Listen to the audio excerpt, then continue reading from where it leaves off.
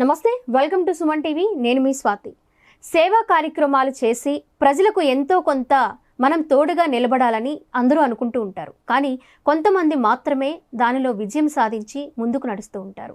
అలాంటి వారిలో ఒకరు ఇప్పుడు నేను మీకు ఇంట్రడ్యూస్ చేయబోయే ఒక ఇంపార్టెంట్ పర్సన్. ఆయనే నరసాపురానికి చెందిన విశ్వేశ్వర సేవా సదన్ ట్రస్ట్ వ్యవస్థాపకులు కంచర్ల కాశీ విశ్వేశ్వరరావు గారు మనతో ఉన్నారు. మాట్లాడదాం. నమస్తే అండి. నమస్తే సార్, ఎలా ఉన్నారు?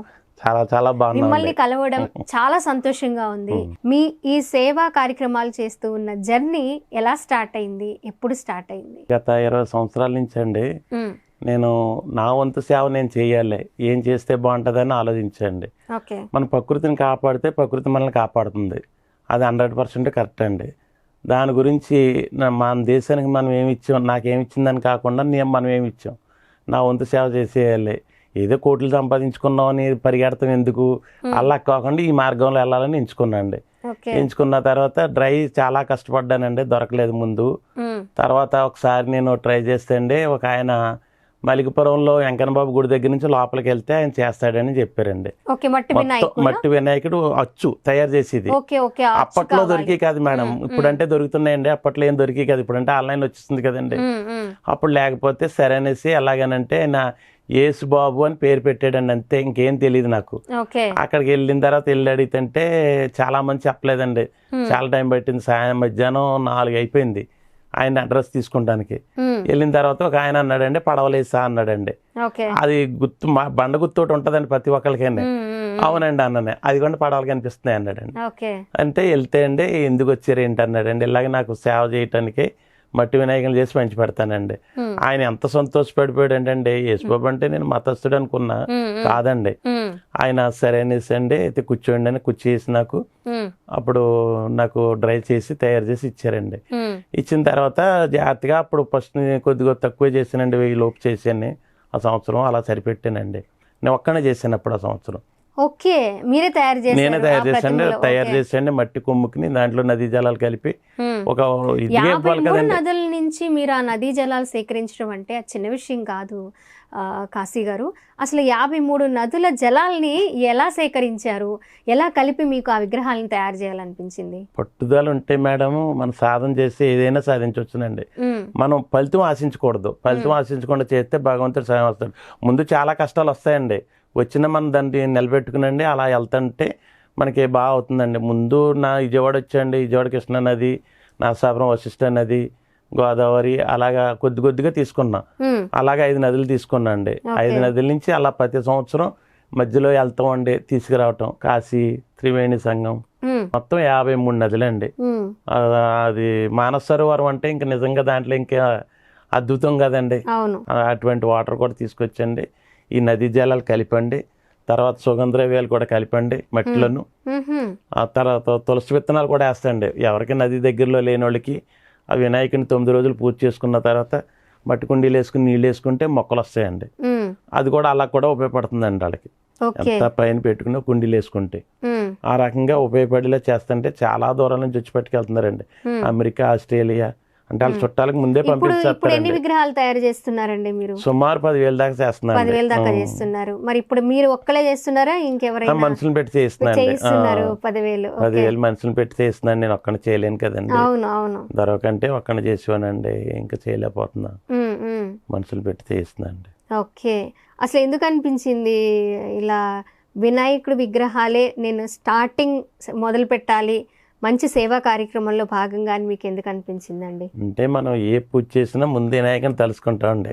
అలాంటిది ఆ గణపతి విగ్రహాలు చేస్తే మనం ఇందులో ప్రకృతిని కాపాడుతున్నాం, కాలుష్యం లేకుండా చేస్తాం. నదిలో కలిపినా కానీ దానికి కాలుష్యత్వం ఉండదండి. అందుకోసం మట్టి వినాయకులు చేయాలి, ఫస్ట్ ఆఫ్ ఆల్ చేస్తున్నారు అందరూ. అలా చేయకూడదు. మనం ఎంతో కొంత ఇలా మన హెల్ప్ చేస్తే మనల్ని బట్టి ఎవరైనా నేర్చుకుని చేస్తారని. ఇప్పుడు ఆస్ట్రేలియాలో ఆవిడ మొదలు పెట్టిందండి, ఆవిడకి అచ్చు కూడా ఇచ్చానండి. నేను ఇచ్చి పంపించానండి. ఎంత ఇమ్మంటారు అన్నారు, వద్దన్నాను, డబ్బులు వద్దనండి. పాలకుల్లో మొదలు పెట్టారండి, కొద్దిగా మొదలు పెడుతున్నారండి. 5గురు మొదలు పెట్టారండి. ఇప్పుడు నా సంకల్పం ఏంటంటే అందరూ ఇలా మట్టి వినాయకుల్ని చేసి పూజించాలి. ఎన్నో కోట్లు ఉన్న వాళ్ళు ఉంటారండి, అందులో కొంత భాగం తీసి మట్టి వినాయకులు చేసి వాళ్ళ ఊళ్ళో వాళ్ళు పంచి పెడితే అందులో ఎంత ఆనందం ఉంటుందో వాళ్ళకే తెలుస్తుందండి. ఎందుకంటే ఒక్కడిని చేయాలంటే ప్రపంచం అంతా నేను ఇవ్వలేను కదండి. అందుకోసం నా సంకల్పం ఏంటంటే మెయిన్ అందరూ మట్టి వినాయకులు చేసి పంచిపెట్టాలి, ప్రతి ఊర్లో ఎవరో ఒకరు స్పందించాలి, అదండి.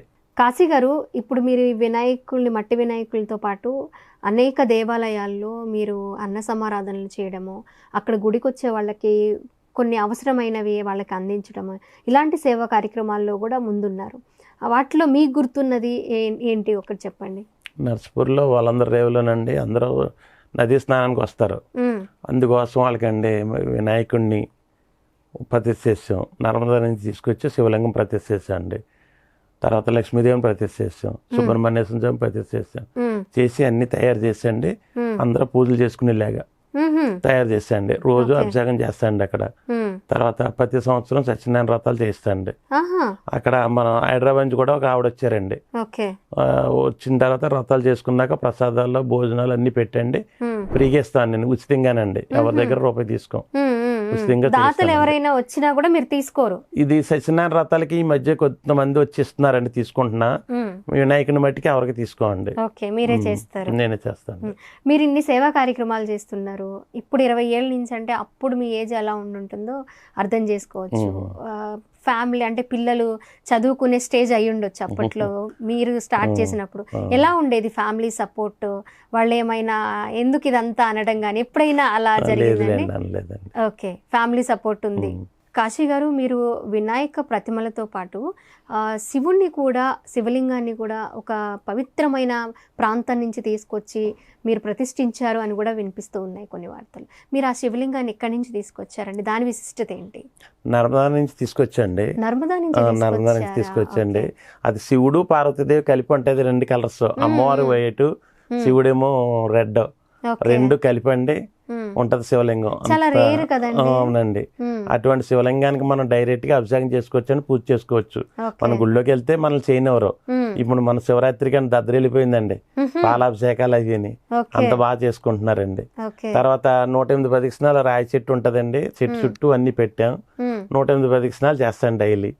అలాగా ఇప్పటికి 1,00,000 ప్రదక్షిణాలు పూర్తయిందండి. 108 ప్రదక్షిణాలు చేస్తే నేను దేవుణ్ణి ఇది కావాలని అడగనండి, కానీ నాకు ఏది కావాలంటే అదే ఆయనే ఇస్తాడు, ఆయనే చూసుకుంటారండి. సక్సెస్ఫుల్ గా మీరు చేసే ప్రతి ఒక్క కార్యక్రమం కూడా ఎన్నో వందల మందికి ఉపయోగపడే విధంగా చేస్తున్నారు మీరు. ఇప్పుడు మనకొక్కరికే కాదు, మన ఫ్యామిలీకే కాదు, మన ఊరికే కాదు, ఇతర ప్రదేశాల నుంచి కూడా వచ్చిన వాళ్ళకి ఉపయోగపడాలి అనే సంకల్పంతో స్టార్ట్ చేస్తున్నారు. అంతే కదండి. ఏంటి మరి మీ తర్వాత ఇలాంటి సేవా కార్యక్రమాల్లో ముందుండే వారసుల్ని ఎవరిని ప్రకటించబోతూ ఉన్నారు మీరు? అది మన ఇష్టం కాదు కదండి, భగవంతుడి సంకల్పం ఎలా ఉంటే అలా జరుగుతుంది. మా అబ్బాయిలు 2 ఉన్నారండి, 2లో ఎవరికి ఇంట్రెస్ట్ ఉంటే వాళ్ళు చేస్తారండి. ఓకే, ఇప్పుడు మీకు ఎవరు బాగా సపోర్ట్ గా ఉంటారు? అంటే మీరు చేసే సేవా కార్యక్రమాలు ఏమైనా హెల్ప్ చేయడం, మీతో పాటు రావడం బయటికి, అలా 2 ఉన్నారా? 2 ఉన్నారండి. మా అబ్బాయిలు 2 హెల్ప్ చేస్తారండి, మా ఆవిడ కూడా చేస్తుందండి. సూపర్, బాగా చేస్తారండి. సో ఎవరైనా సరే చేసే అవకాశాలు ఉన్నాయి. అయితే 2 కొడుకుల్లో కూడా ఏం చేస్తూ ఉన్నారండి పిల్లలు? ఇప్పుడు చదువుతున్నారండి. ఓకే, ఏం చదువుతున్నారు? పెద్దోడేమో ఇంజనీరింగ్ అండి, చిన్నోడేమో మన విజయవాడ చైతన్య కాలేజ్ అండి, సెకండ్ ఇయర్.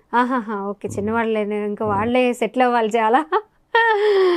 ఓకే, ఇంకేం చేయబోతున్నారు? మీ కోరిక ఏంటి కాశీ గారు? మీరు ఏం చేయాలనుకుంటున్నారు? నా కోరిక ఏంటంటే ప్రతి ఊర్లోనూ కూడా మట్టి వినాయకులు ఇలా చేసి ఎవరో ఒకరు స్పందించి, ఓ కోటేశ్వర్లు ఉంటారండి, వాళ్ళు పురమాయించేసి మట్టి వినాయకులు చేసి ఆ ఊర్లో మట్టికి వాళ్ళు పంచిపెట్టుకుంటే చాలు. అది మన చిరంజీవి సంకల్పం లేక నాకు నేను ఒక్కడిని చేయలేను, ముగ్గురికి చెప్పి సేవ చేయాలి.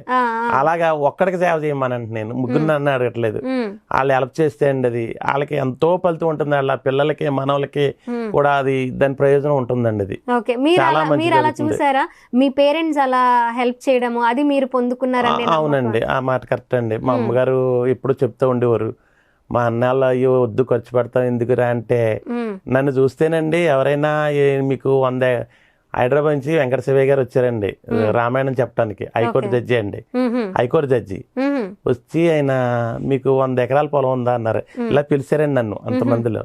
పిలిస్తే దగ్గరికి వెళ్ళాను, సార్ అంటే నీకు 100 ఎకరాల పొలం ఉందా అన్నారండి. లేదు సార్ అన్నాండి. 50 ఎకరాలు ఉందా అన్నారండి. లేదు సార్ అన్నా. 25 ఎకరాలు ఉందా అన్నాడండి. లేదన్నాండి. అయితే నువ్వు పువ్వుల దానిలో దారంలో ఉండు, పువ్వుల్లో ఉండి నలిగిపోతున్నావు అన్నారు. ఆయన చెప్పిన గురువు గారు చెప్పిన మాట ఇప్పటికీ మర్చిపోను నేను. అందుకోసం నేను ఒక్కడనే చేస్తే ఎంత చేయగలదునండి. ఇప్పుడు నా సర్వస్వం సంపాదించిందంతా సేవలకి ఖర్చు పెట్టేస్తున్నాను. నేను ₹1 బ్యాంకులో వేసుకుంటాం కానీ దాయటం కానీ ఏమీ లేదండి. ఆయనే చూసుకుంటాడు అంతే. మీరు ఏం చేస్తూ ఉంటారండి ఇలా సేవా కార్యక్రమం కాకుండా ప్రొఫెషనల్ గా ఏం చేస్తూ ఉంటారు? స్టేషనరీ అండి, పెన్లో స్టేషనరీ షాప్ ఉంది. పెన్లు అవి పంచి పెడతా ఉంటాను ప్రతి దానికి. చిన్నప్పటి నుంచి పెన్ల కాశీ గారు అంటారండి, ఇంటి పేరు మర్చిపోయారండి అందరూ. పెన్ల కాశీ గారు అంటారండి. ఏ కార్యక్రమం వచ్చినా అంటే అది చిన్న విషయం కాదండి, ఎంతో మందికి విద్య అక్కడి నుంచే కదా మనకి స్టార్ట్ అయ్యేది. అందుకోసం అండి అందరూ చదువుకోవాలి, బాగా మంచి ఉన్నత స్థాయికి రావాలనండి. పెన్నులు ఇప్పుడు వేళ ట్రైన్లో కూడా చాలా పెన్నులు పంచిపెట్టారా? 10th ఎగ్జామ్స్కి అందరికీ పెన్నులు మీ చేతితో ఇవ్వండి, మీరు ఇస్తే మా అబ్బాయి పాస్ అవుతాడు అంటారండి.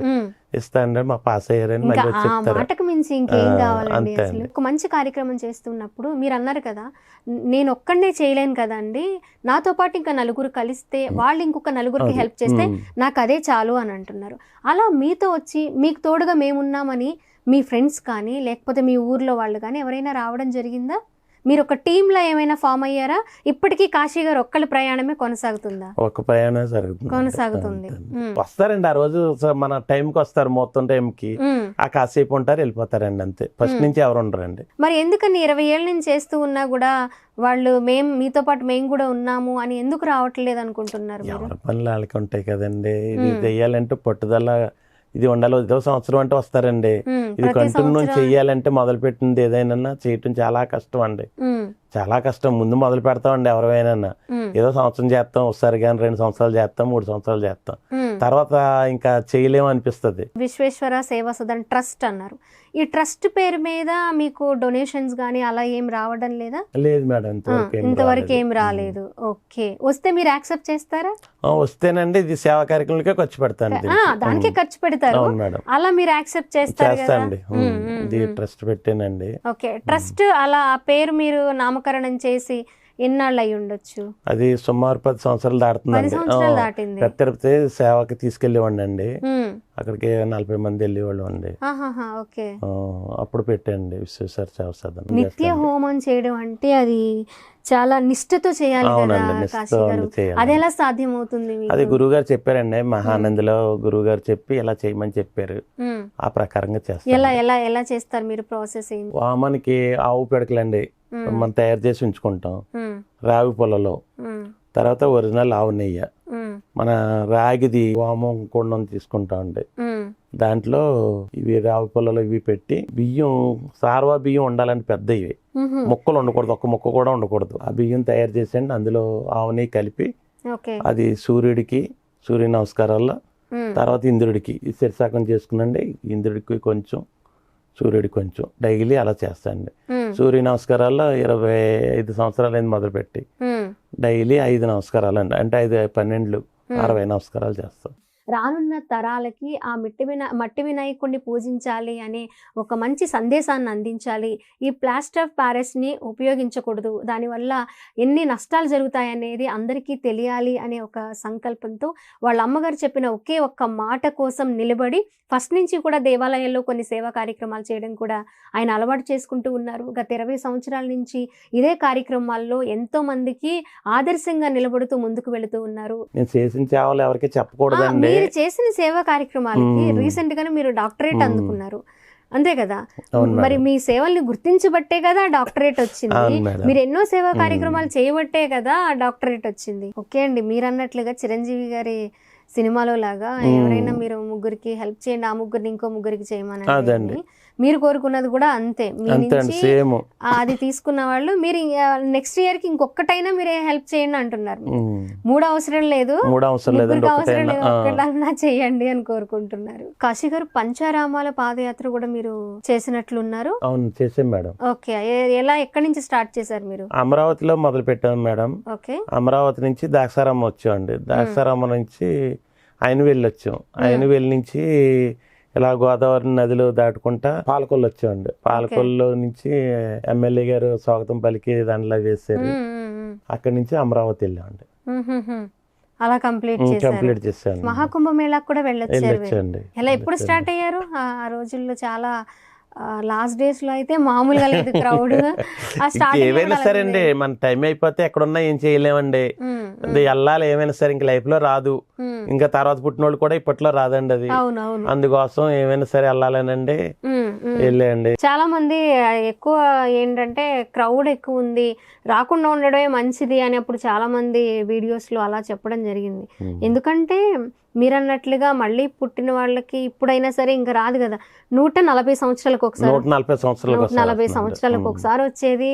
ఎవరిని చూస్తా నిజంగా ఎంతో పుణ్యం చేసుకుంటే గానీ వెళ్ళి రాగలుగుతారు. పోన్లండి, వీటన్నిటితో పాటు ఇది కూడా మీరు కంప్లీట్ చేసుకున్నారు లక్కీగా. ఇలా పర్యావరణాన్ని కాపాడుతూ ప్రతి సంవత్సరం జరిగే వినాయక చవితికి ఎన్నో వేల మట్టి వినాయకుల్ని ప్రజలందరికీ అందించడం అంటే చాలా గొప్ప విషయం. ఇలాంటి వారిని ఖచ్చితంగా ప్రభుత్వాలు కూడా గుర్తించాలి.